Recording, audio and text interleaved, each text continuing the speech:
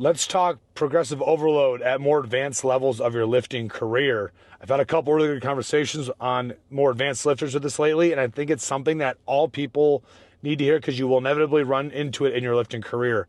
So let me rant on this for just a few minutes here, all right? When you start lifting, we know you're going to make big jumps in muscle size and strength, okay? Now, the strength comes from obviously a couple things: neurological adaptations and muscle size. A bigger muscle is a stronger muscle, right? So when you start lifting, you're going to make big jumps in a gym and you're going to be seeing weights go up every week. At some point in that program, but also future programs, and as you become more advanced, you're going to start to stall out and you're going to hit these plateaus.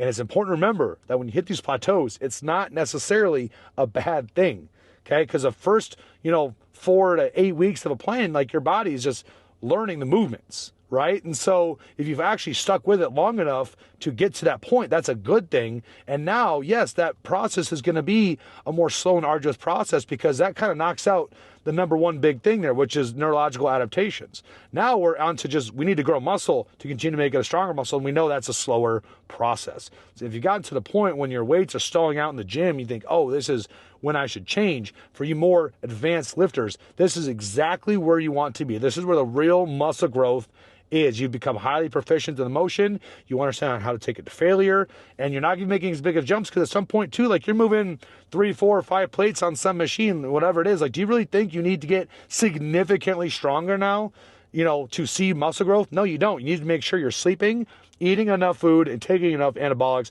People underestimate how much the last two, specifically that last one, how much of a difference it makes when it comes to actually growing muscle, and then obviously, strength, therefore, in the gym. So your gym performance matters. Progressive overload, matters. Providing a new stimulus is obviously the goal, but it doesn't always need to come through more and more and more load. It's doubling down on the execution. It's taking in enough food, and it's taking enough anabolics. You more advanced lifters, and for those of you who eventually reach that point, keep this in mind. You need to make sure you're adjusting your expectations in a gym, because the result of not listening to this advice ends up being, spinning your wheels, because you can't just keep switching all your exercises all the time. And if you are more advanced, you're probably still going to get something out of it because you know how to move weight to failure more effectively.